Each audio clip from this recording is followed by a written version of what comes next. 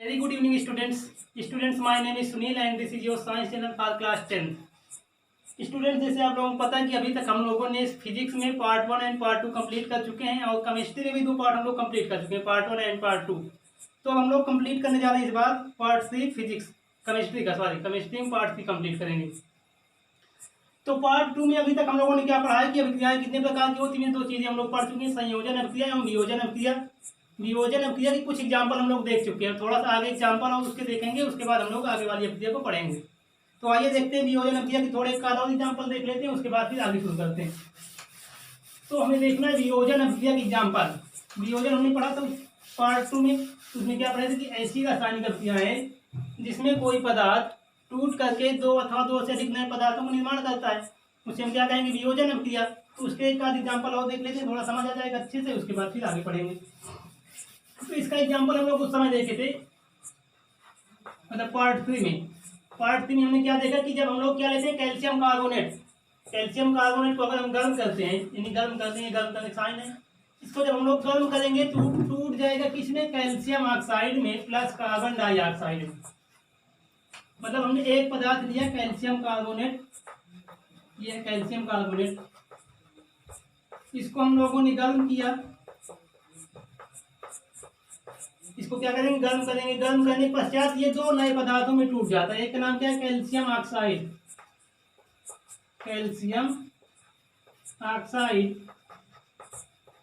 और दूसरा क्या है, कार्बन डाइऑक्साइड।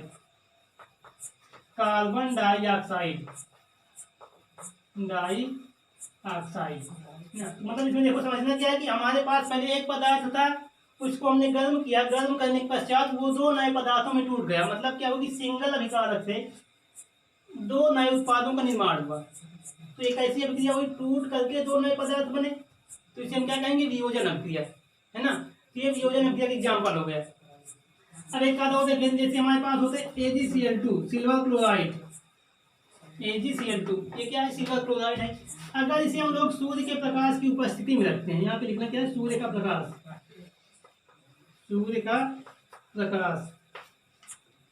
तो जब हम लोग इसको सूर्य के प्रकाश की उपस्थिति में रखते हैं तो क्या होगा, ये दोनों टूट जाएंगे।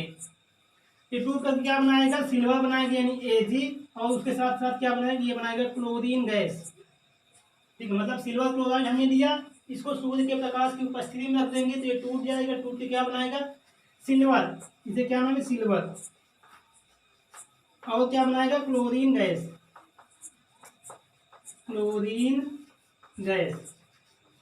तो मतलब क्या हुआ, यहाँ पे हमने एक पदार्थ लिया था सिल्वर क्लोराइड, इसको हमने सूर्य के प्रकाश की उपस्थिति में जब रख दिया तो ये क्या हुआ कि 2 पदार्थों में टूट करके मतलब 2 नए पदार्थों का निर्माण किया। तो ये टूटने के बाद 2 नए पदार्थ बने, इसलिए इसको हम क्या कहेंगे, वियोजन अभिक्रिया। तो बात समझ आई, मतलब वियोजन में क्या होता है कि एक पदार्थ होगा, वो 2 अथवा 2 से अधिक नए पदार्थों में टूट करके नए पदार्थों का निर्माण करेगा।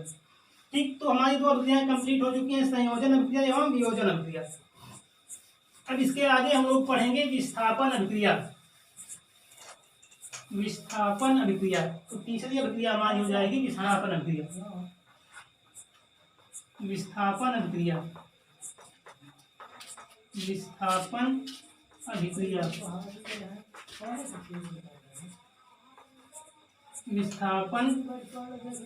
अभिक्रिया ठीक है, इसको हम लोग क्या बोलेंगे, इसे बोलेंगे डिस्प्लेसमेंट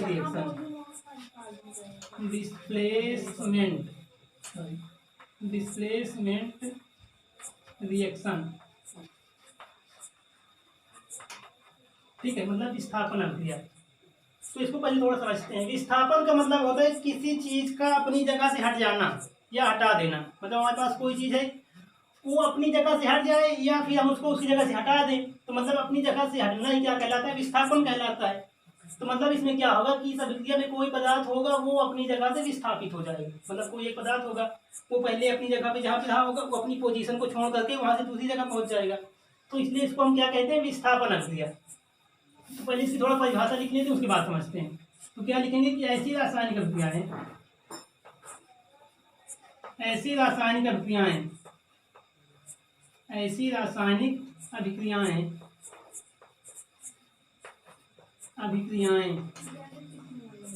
जिनमें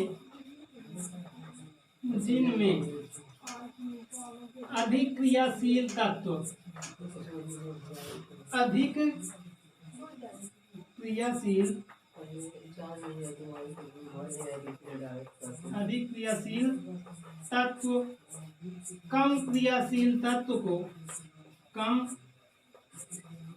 क्रियाशील तत्व को उसके विलयन से, उसके विलयन से विस्थापित कर देता है, उसके विलयन से विस्थापित कर देता है, विस्थापित कर देता है। मतलब क्या हुआ कि एक हमारे पास ऐसी अभिक्रिया होगी जिसमें हमारे पास मान लो दो एलिमेंट्स हैं, ऐसे समझो। मान लो एक एलिमेंट को ये हमारे पास था और हमने क्या लिया, एक दूसरा एलिमेंट था बी। जो दूसरा एलिमेंट बी है वो क्या है, उसका एक विलयन है, ये अभी लिखे तत्व के विलयन से। तो मतलब दूसरे एलिमेंट्स को मान लो हमने विलयन तैयार कर लिया, ये अभी तुम्हारा ठोस अवस्था में है, ये क्या है, विलयन है, ये विलयन है। तो मान लो इसको अगर हम ऐसे समझे, बी मान लीजिए सल्फेट का विलयन है ना, SO4 का विलयन हमने ले लिया। तो क्या हुआ, हमको इसमें चेक ये करना है कि क्या ये जो अभिक्रिया है, मतलब ए पदार्थ है ठोस अवस्था में और बी का विलयन है। तो अगर इसको हम देखेंगे तो इसमें बनता है ऐसे, बी तो अपनी जगह से हट जाएगा, मतलब अभी बी यहाँ इसके साथ है, बी SO4 के साथ जुड़ा हुआ है। तो ये जो यहाँ पे ए है, ये क्या करेगा, इस बी को यहाँ से हटा देगा, मतलब SO4 के साथ जो बी जुड़ा हुआ है इस बी को यहाँ से विस्थापित कर देगा और यहाँ पर अपनी जगह बना लेगा। तो क्या बन जाएगा, ये बन जाएगा ASO4 प्लस बी, इधर मुक्त हो जाएगा। मतलब क्या हुआ, देखो पहले इसके साथ बी था, अब जब इन दोनों के बीच रिएक्शन हुआ तो ये जो ए पदार्थ था इसने बी को इसकी जगह से विस्थापित कर दिया, मतलब हटा दिया ना। यहाँ पे देखो ए ने बी को उसकी जगह से क्या कर दिया, विस्थापित कर दिया। तो चूंकि इसमें क्या हुआ, विस्थापन, इसलिए इसको हम क्या बोलते हैं, विस्थापन अभिक्रिया। बात समझ आई कुछ? तो इसका एक एग्जाम्पल देखते हैं हम लोग पहले।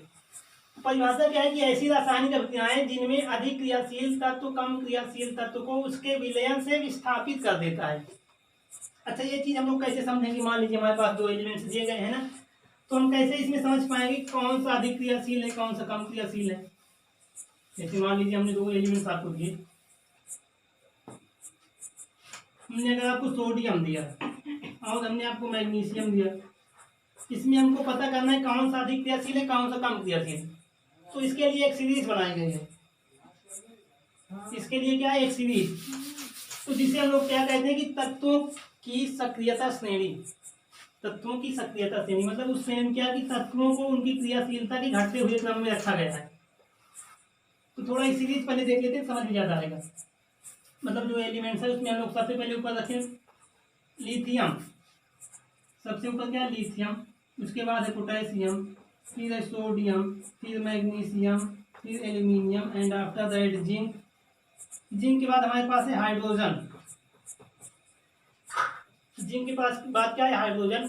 हाइड्रोजन के नीचे ये थोड़ा नीचे इसको लिखेंगे, इधर चला जाए तो हम लोग इसको लिखेंगे। तो हाइड्रोजन नीचे Cu, फिर Ag, फिर Au, Pt, Ni, ये सारे एलिमेंट्स हैं। ठीक है, मतलब क्या है कि हमने एक सीरीज बना दी, उस सीरीज में क्या रख दिया कि एलिमेंट्स जितने हमारे पास थे उनको उनकी क्रियाशीलता के घटते क्रम में हमने रख दिया। क्रियाशीलता का मतलब क्या होता है कि किसी दूसरे पदार्थ के साथ अभिक्रिया करने की क्षमता, मतलब कौन सा एलिमेंट किसी दूसरे पदार्थ के साथ कितना तेजी से या कितना कम अभिक्रिया करता है, तो उसकी क्षमता को हम क्या बोलेंगे, क्रियाशीलता बोलेंगे। तो जैसे मान लो हमने एक सीरीज बनाई, तो हमें इसमें पता क्या करना है कि जो एलिमेंट इस सीरीज में सबसे ऊपर स्थित है, सबसे ऊपर क्या है लिथियम, तो जो एलिमेंट सबसे ऊपर स्थित है वो सबसे अधिक क्रियाशील माना जाता है। इससे अगर इतने सारे एलिमेंट्स हमारे पास रखे हुए हैं, अगर इसमें हम आपसे पूछे कि कौन सा एलिमेंट सबसे अधिक क्रियाशील है, तो हमें कैसे पता चलेगा कि जो एलिमेंट सबसे ऊपर होगा वो सबसे अधिक क्रियाशील होगा। इसका मतलब क्या है कि लिथियम जो है वो सबसे अधिक क्रियाशील है। फिर लिथियम के नीचे क्या है पोटेशियम, तो इसका मतलब हो कि लिथियम से कम क्रियाशील है पोटेशियम। फिर पोटेशियम के नीचे है सोडियम, इसका मतलब सोडियम इससे कम क्रियाशील। फिर इसके नीचे मैग्नीशियम, तो मैग्नीशियम सोडियम से कम क्रियाशील हो गया। तो मतलब क्या होगी, जैसे जैसे हम नीचे आएंगे तो नीचे आने पर इनकी क्रियाशीलता क्या होती है, घटती जाती है। नीचे आने पे इनकी क्रियाशीलता क्या होगी, घटती जाएगी है ना। तो अगर यहाँ पे एक एग्जाम्पल आप लेते हैं, देखो जैसे हमने ले लिया Cu यानी कॉपर प्लस अगर हमने ले लिया AgSO4 मतलब सिल्वर सल्फेट, ये इसका विलयन है। मतलब कॉपर अभी ठोस अवस्था में है और सिल्वर का हमने क्या लिया, विलयन लिए हैं। ठीक है, अब हमको चेक करना है कि क्या इसमें विस्थापन अभिक्रिया होगी या नहीं होगी। ठीक है, मतलब हमने मान लो इसको बना के दे दिया, थोड़ा देखो, अगर हमने ले लिया कॉपर प्लस AgSO4, अब हमने आपको बना के धर दिया CuSO4 प्लस Ag मुक्त हो गया। तो हमें चेक करना है कि क्या ये रिएक्शन सही है, मतलब ये संभव है या नहीं संभव। तो इसको चेक कैसे करना है, हमें देखना ये है कि यहाँ पे जो पदार्थ है, मतलब जो अभी ठोस अवस्था में रखा हुआ है, क्या ये इस वाले पदार्थ से अधिक क्रियाशील है या कम। मतलब जैसे हमको चेक करना है, फिर चेक करना है कि कॉपर और सिल्वर इन दोनों में अधिक क्रियाशील कौन है। ये सिल्वर है, कॉपर और सिल्वर इन दोनों में अधिक क्रियाशील कौन है। तो इसके लिए हमको ये सीरीज देखना पड़ेगा। तो अभी हमने क्या कहा कि जो तत्व ऊपर होगा वो अधिक पावरफुल होगा, जो नीचे होगा वो कम पावरफुल होगा। तो यहाँ पे हमने देखा, तो इसका मतलब क्या पता चला कि जो कॉपर है वो सिल्वर से ऊपर है ना। यहाँ पे देखो, ये कॉपर जो है वो सिल्वर से ऊपर प्रेजेंट है। तो इससे पता क्या चला कि कॉपर जो है वो सिल्वर से अधिक क्रियाशील है। यहाँ पे देखो, कॉपर क्या है कि सिल्वर से ऊपर है, तो इससे पता चला कि कॉपर जो है वो सिल्वर की अपेक्षा अधिक क्रियाशील है। तो यहाँ पे होता क्या है कि जो अधिक क्रियाशील तत्व होता है वो कम क्रियाशील तत्व को उसके विलयन से विस्थापित कर देता है। तो देखो, एक कॉपर जो है सिल्वर से अधिक क्रियाशील था, है ना। यहाँ देखो, तो अधिक क्रियाशील होने के कारण क्या करेगा कि सिल्वर को इसके विलयन से हटा देगा, मतलब यहाँ से इसको हटा देगा और यहाँ पर अपनी जगह बना लिया। तो क्या बन गया, इधर बन गया CuSO4 प्लस का Ag, यानी सिल्वर मुक्त हो गया ठोस अवस्था में। तो ये हमारा है एग्जाम्पल विस्थापन अभिक्रिया का, है ना। ये क्या है, विस्थापन अभिक्रिया का एग्जाम्पल हो गया। तो पहला एग्जाम्पल आप इसको लिख लीजिए, note down this and we will move forward. ये पहला एग्जाम्पल है। अब मान लो इसी को हम ऐसे उल्टा करके लिख दें, यही एग्जाम्पल जो हमारे पास लिखा है इसी को हम ऐसे लिख दें, इसको हम लिख दें Ag प्लस CuSO4। और अब इसको हम बनाते हैं, क्या बनेगा, अब ये बन जाएगा AgSO4 मतलब सिल्वर सल्फेट प्लस कॉपर यहाँ से मुक्त हो जाएगा। तो अब हमको चेक करना है क्या ये रिएक्शन अब सही है या नहीं। मतलब ये जो रिएक्शन बना, अब इसे हमें चेक करना है कि ये सही है या गलत है। तो कैसे चेक करेंगे, इसमें ये देखना है कि जो सिल्वर यहाँ पे है क्या ये कॉपर से अधिक क्रियाशील है या कम। तो अभी हमने सीरीज देखा था कि सिल्वर ऊपर था, सॉरी कॉपर ऊपर था और सिल्वर उसके नीचे था। अगर सिल्वर नीचे है तो इसका मतलब क्या होगा कि सिल्वर जो है वो कॉपर से कम क्रियाशील होगा।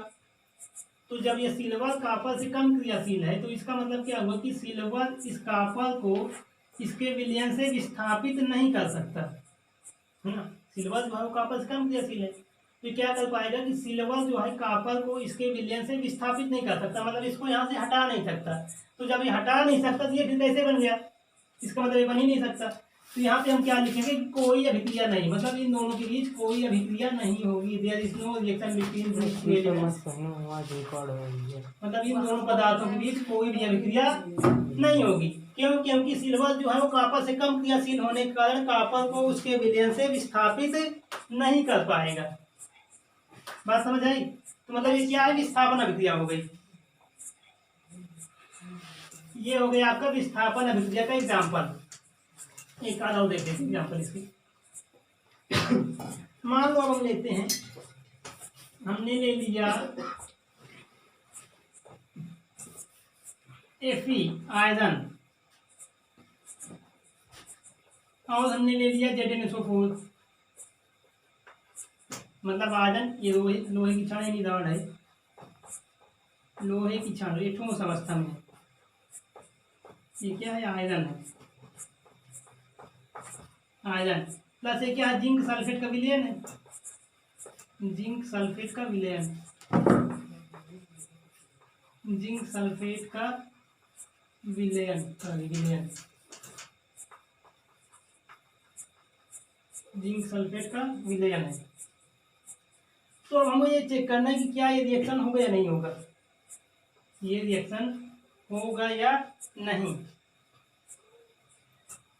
तो वही चेक करेंगे कि इसमें कौन सा ज़्यादा पावरफुल है, मतलब जिंक ज़्यादा पावरफुल है या आयरन। तो अगर इसको हम सीरीज में देखें तो सीरीज में हमको पता चलता है कि जो आयरन है वो जिंक से नीचे स्थित है, मतलब ये क्या है, ये नीचे है और जिंक क्या है, ऊपर है, ये ऊपर है। भाई अगर ये नीचे है मान लो तो इसकी क्रियाशीलता कम होगी जिंक से, है ना। अगर ये जो आयरन है ये जिंक से कम पावरफुल होगा तो क्या करेगा, इसको विस्थापित कर ही नहीं पाएगा।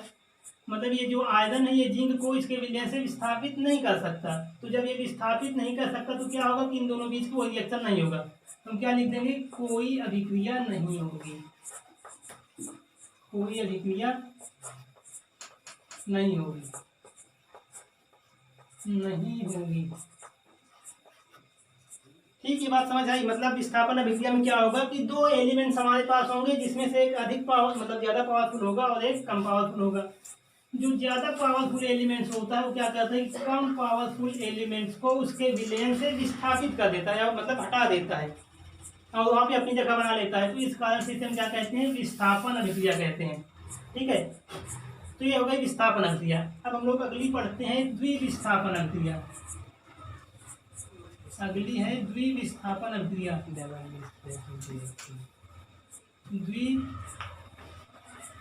द्विविस्थापन अभिक्रिया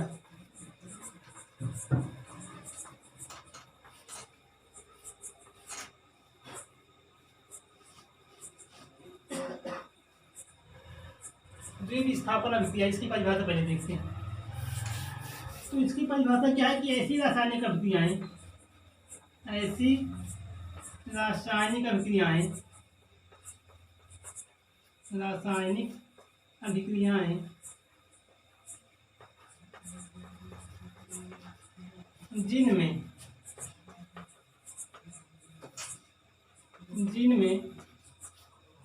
आयनों का आयन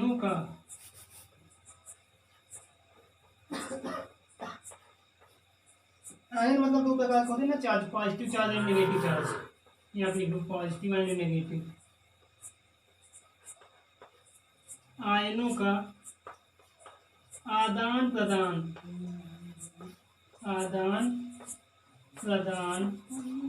होता है उन्हें द्विविस्थापन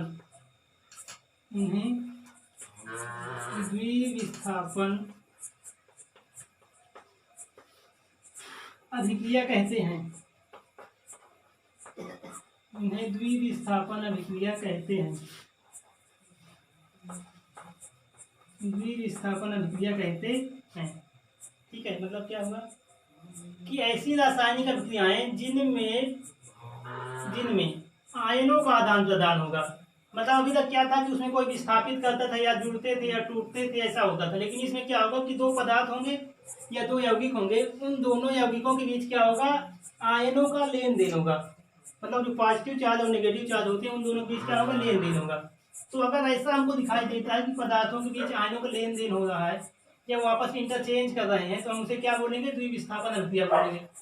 इसका एक एग्जाम्पल देख लीजिए। जैसे ये हमारे पास क्या है, सोडियम क्लोराइड प्लस अगर एक हम ले लें मान लो AgCl2, मतलब या AgBr ले लो, सिल्वर ब्रोमाइड।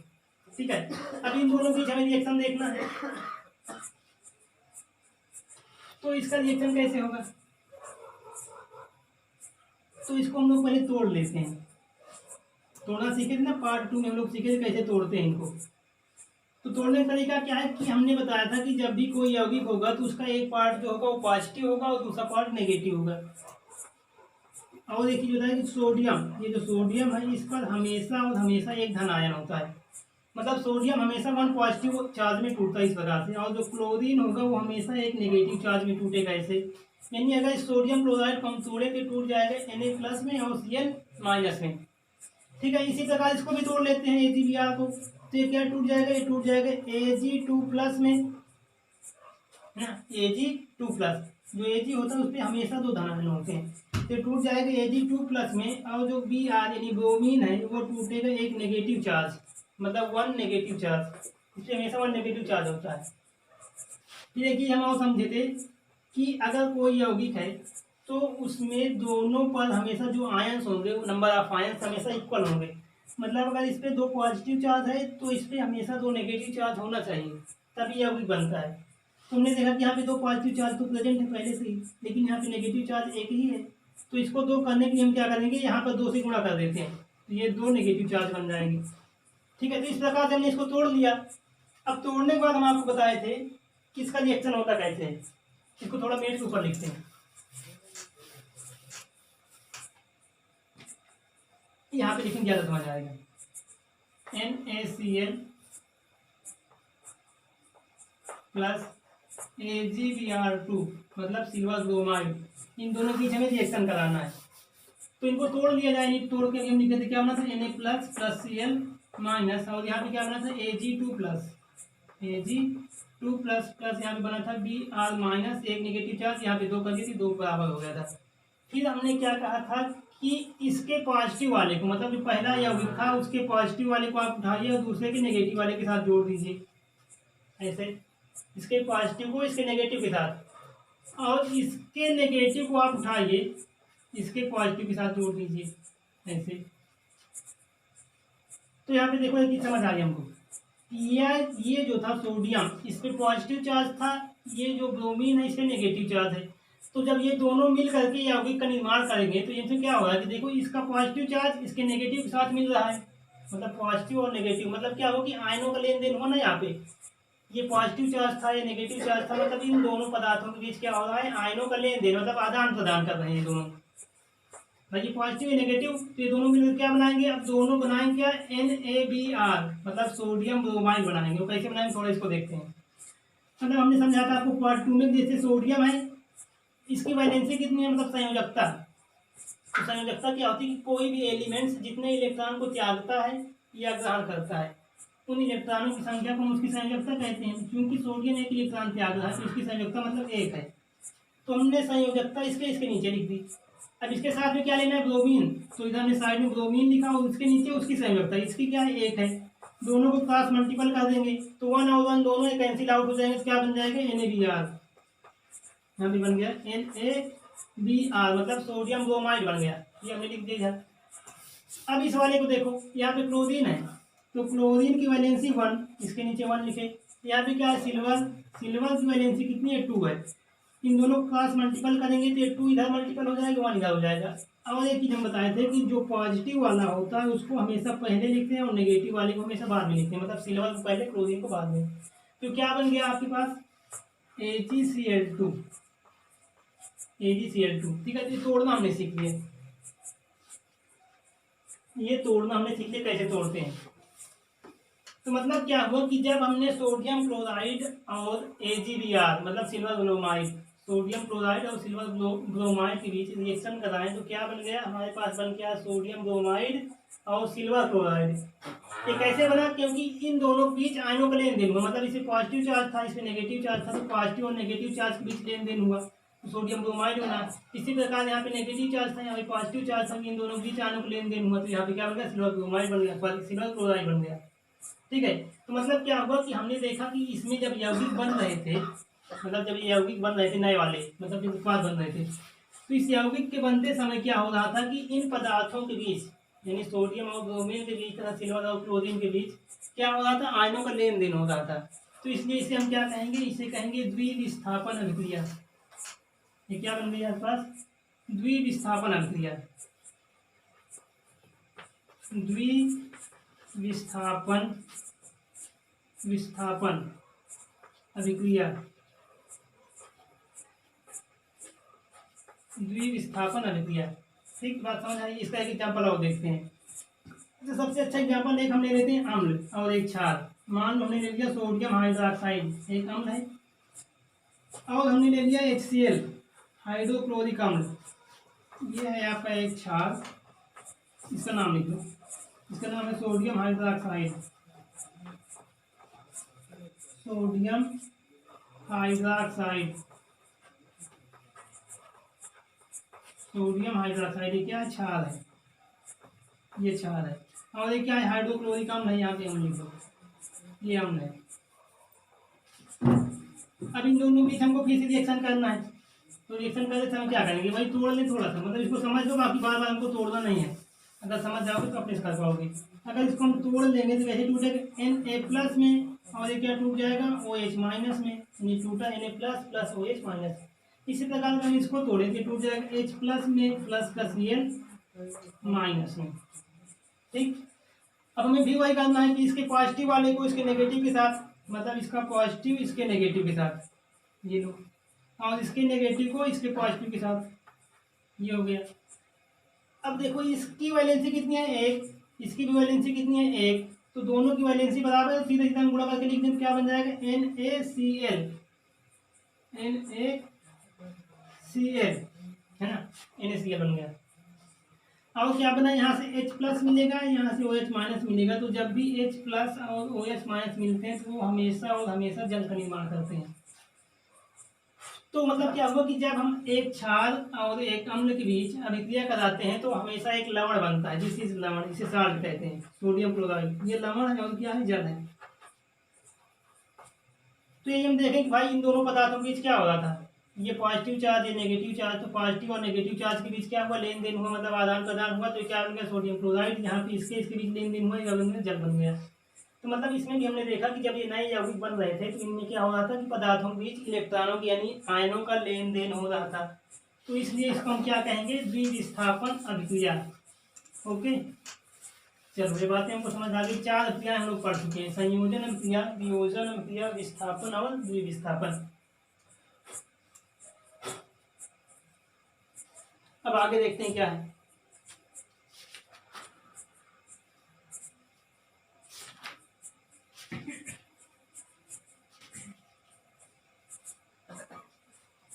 अब हमारे पास आती हैं 2 प्रकार की अभिक्रियाएं, एक होती है जिसका नाम होता है ऊष्माक्षेपी, ऊष्माक्षेपी अभिक्रिया, ऊष्माक्षेपी अभिक्रिया,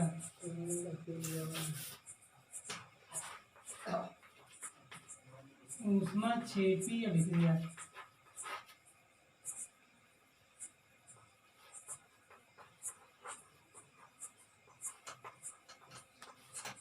इसे हम लोग बोलते हैं एक्सोथर्मिक, एक्सोथर्मिक, एक्सोथर्मिक रिएक्शन।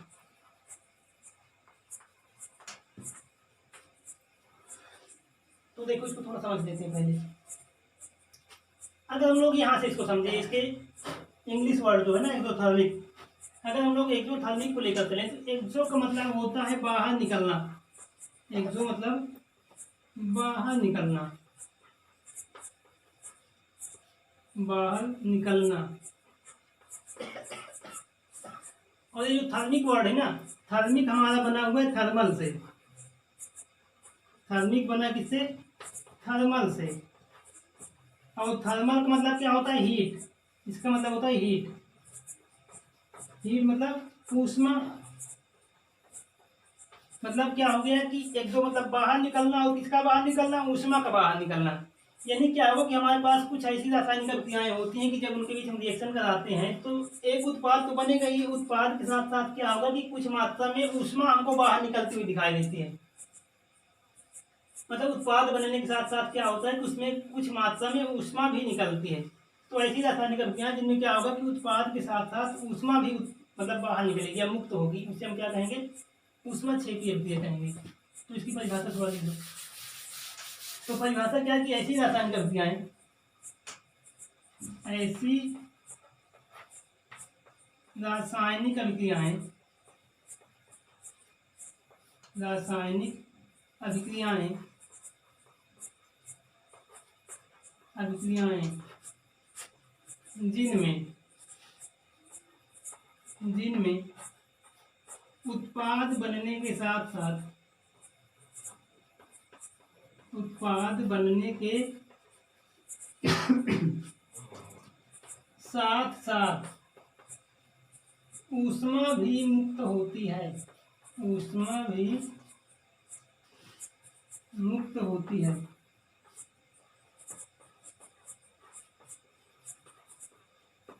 उन्हें ऊष्माक्षेपी अभिक्रिया कहते हैं। उन्हें ऊष्माक्षेपी अभिक्रिया कहते हैं।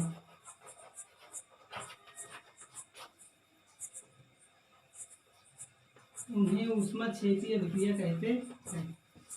ठीक, मतलब क्या हुआ कि ऐसी रासायनिक अभिक्रियाएं जिनमें उत्पाद बनने के साथ साथ, मतलब उत्पाद तो कुछ ना कुछ बनेगा ही, और उसके साथ क्या होगा कि ऊष्मा भी हमको बाहर निकलती हुई दिखाई देगी, हीट के फॉर्म में, मतलब हीट जो होगी वो बाहर निकलेगी। तो अगर हमको ऐसा मिलता है कि उत्पाद बन रहा है उसके साथ ऊष्मा भी बाहर निकल रही है, तो उसे हम क्या कहेंगे, उससे हम कहेंगे ऊष्माक्षेपी अभिक्रिया। ऊष्मा का मतलब यानी हीट, और क्षेपी मतलब बाहर निकलना, यानी हीट का बाहर निकलना। ठीक है, तो इसकी परिभाषा है। अब इसके एग्जाम्पल देखने एक का, तो एग्जाम्पल में हम लोग इसके लिए सबसे एक सरल एग्जाम्पल आपको समझाते हैं। जितनी भी हमारे पास उदासीनीकरण अभिक्रियाएं होती हैं, उदासीनीकरण का मतलब जब अम्ल और क्षार के बीच रिएक्शन होता है, हमने एक क्षार ले लिया, मान लो, और एक हमने ले लिए, तो जब अम्ल और क्षार के बीच रिएक्शन कराया जाता है तो उसे हम लोग क्या बोलते हैं, उदासीनीकरण। अभी बाद में इसको पढ़ेंगे थोड़ा डिटेल में। तो ये क्या है, क्षार है, ये क्षार है, और ये क्या है, अम्ल है। तो जब भी अम्ल और क्षार के बीच रिएक्शन कराएंगे तो हम लोग इसको पढ़ चुके हैं। आगे क्या होता है कि एक लवण बनता है, नहीं बन जाएगा, यहाँ से क्या NaCl बन जाएगा, और क्या बन जाएगा, जल। मतलब आपको याद क्या रखना है कि जितनी भी उदासीनीकरण अभिक्रियाएं होती हैं, मतलब क्षार और अम्ल के बीच रिएक्शन होने के बाद अगर लवण और जल बनता हुआ आपको दिखाई दे रहा है, ये लवण और ये जल, तो उदासीनीकरण अभिक्रियाओं में हमेशा आपको क्या दिखाई देगा कि इसमें ऊष्मा बाहर निकलती है, ऊष्मा बाहर निकलती है। ठीक है, मतलब देखो अभी हमें क्या है, एक अम्ल हमने लिया सोडियम हाइड्रोक्साइड, एक क्षार हमने लिया HCl, इन दोनों के बीच रिएक्शन करवाए, रिएक्शन के बाद क्या बना, NaCl+H2। ये दोनों क्या है, ये दोनों उत्पाद बने भाई, ये उत्पाद है। और इन उत्पाद के बनने के साथ साथ क्या निकली, ऊष्मा, हीट। तो इसलिए इसका मतलब क्या हुआ, ये एक प्रकार की ऊष्माक्षेपी अभिक्रिया हुई। तो आपको याद क्या रखना है कि जितनी भी उदासीनीकरण अभिक्रियाएं होंगी, कोई भी ले लो, जितनी भी उदासीनीकरण होंगी सब में क्या होगी, ऊष्मा निकलेगी, यानी वो सभी की सभी क्या होंगी, ऊष्माक्षेपी होंगी। तो एक एग्जांपल होगा, एक और देख लेते हैं।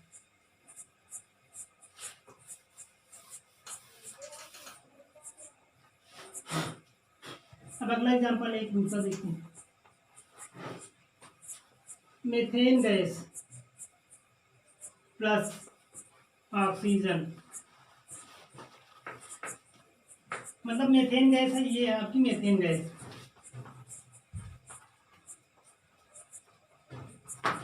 और ये क्या है, ऑक्सीजन गैस।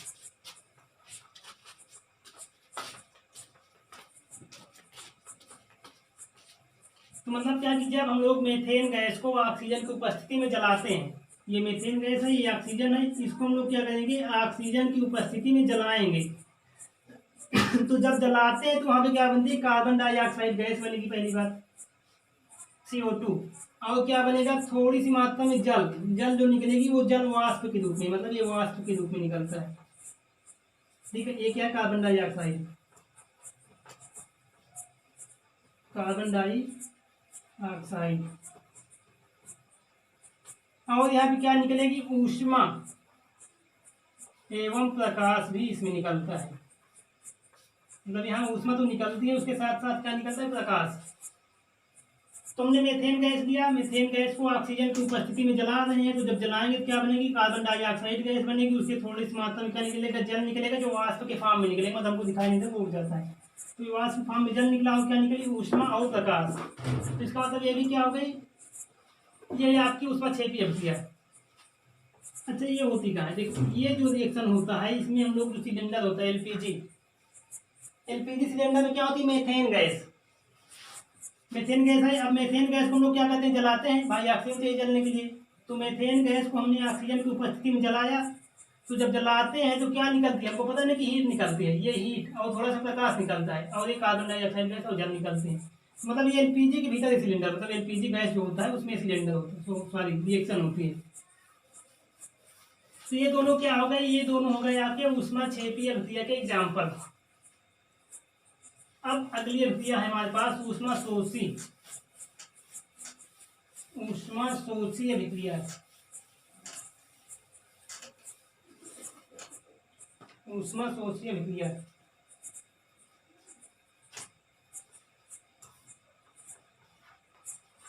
ऊष्मा शोषी अभिक्रिया।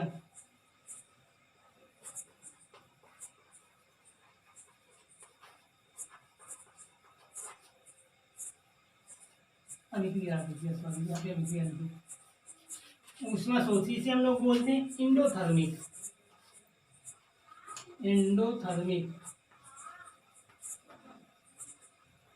Endothermic reaction.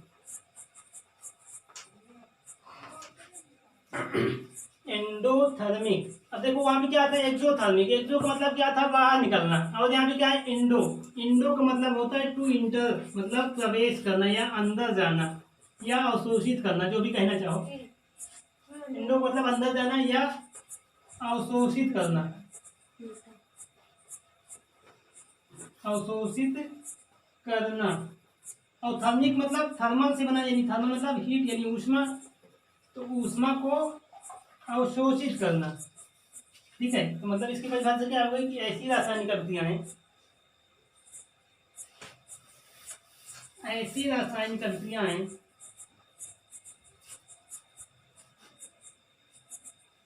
ऐसी रासायनिक अभिक्रियाएं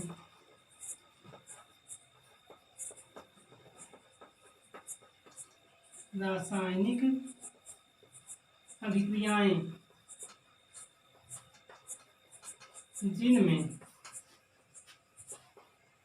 जिनमें उत्पाद बनाने के लिए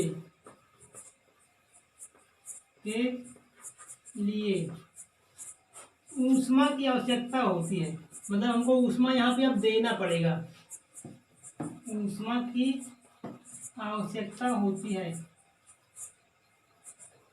आवश्यकता होती है। ठीक, मतलब दोनों एक दूसरे उल्टा है। वहां पे क्या थी, हीट बाहर निकल रही थी, मतलब उत्पाद बनने के साथ साथ क्या थी, ऊष्मा बाहर निकल रही थी। लेकिन यहाँ पे क्या है कि उत्पाद अगर हमको चाहिए तो हमको हीट देना पड़ेगा, मतलब ऊष्मा देना पड़ेगा, ऊष्मा निकलेगी नहीं। तो दोनों एक दूसरे उल्टा। ठीक है, तो मतलब क्या हो कि ऐसी रासायनिक अभिक्रियाएं जिनमें उत्पाद बनाने के लिए ऊष्मा की आवश्यकता होती है, उन्हें हम क्या कहेंगे, उन्हें ऊष्मा शोषी, उन्हें ऊष्मा शोषी, ऊष्मा शोषी अभिक्रिया कहा जाता है, उन्हें ऊष्मा शोषी अभिक्रिया कहा जाता है। ठीक, ये हो गई इसकी परिभाषा। अब इसको नोट करो, फिर इसका एग्जाम्पल देख लेते हैं।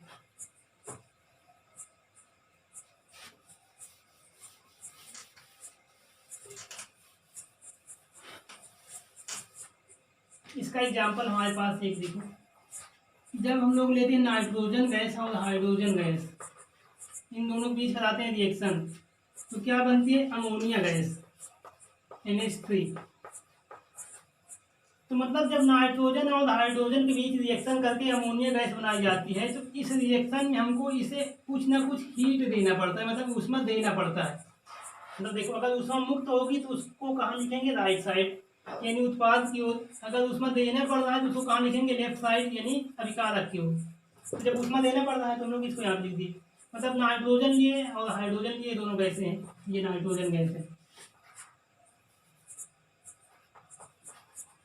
नाइट्रोजन गैस, और ये क्या है, हाइड्रोजन गैस है, हाइड्रोजन गैस। इन दोनों बीच रिएक्शन होगा, क्या बनेगी, अमोनिया गैस बनेगी। ठीक, तो यहाँ पे हम क्या दे रहे हैं, ऊष्मा दे रहे हैं, तो इसलिए क्या है, ऊष्मा शोषी अभिक्रिया है। तो इसको थोड़ा सा बैलेंस कर ले, तो देखो यहाँ पे हाइड्रोजन कितने हैं, 3 है, इधर हाइड्रोजन कितने हैं, 2 है, इधर नाइट्रोजन कितना है, 1 है, यहाँ पे कितना है, 2 है। तो अगर इधर 2 इधर भी 2 होना चाहिए, तो हमने यहाँ पे 2 से गुणा कर दिया, तो नाइट्रोजन कितने हो गए, 2 हो गए, और हाइड्रोजन अब बढ़ गए, कितने हो गए, हाइड्रोजन 3 दूनी 6 हो गए। तो हाइड्रोजन का भी 6 चाहिए, तो हमने यहाँ पे 3 से गुणा कर दिया, तो ये हाइड्रोजन ही बराबर हो गई। तो मतलब क्या है, इस अच्छा ये जो प्रोसेस है ना अमोनिया गैस बनाने का, इस प्रोसेस को हम लोग बोलते हैं हाइबर विधि। हाइबर विधि तो मतलब क्या कि हाइबर विधि द्वारा अमोनिया गैस का निर्माण करना, ये एक प्रकार की ऊष्मा शोषीय अभिक्रिया है। ठीक है, तो इसका पहला एग्जाम्पल हो गया, इसे नोट कर लो।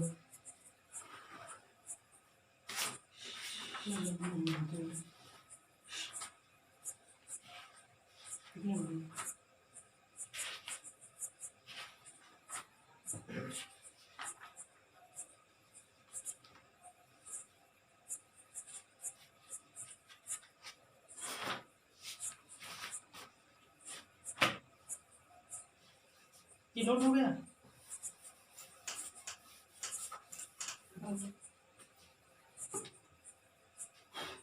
तो ओके स्टूडेंट्स, आज हमारी क्लास यहीं तक। अब हम लोग मिलेंगे नेक्स्ट पार्ट में। तब तक के लिए wish you all the best, take care and thanks for watching.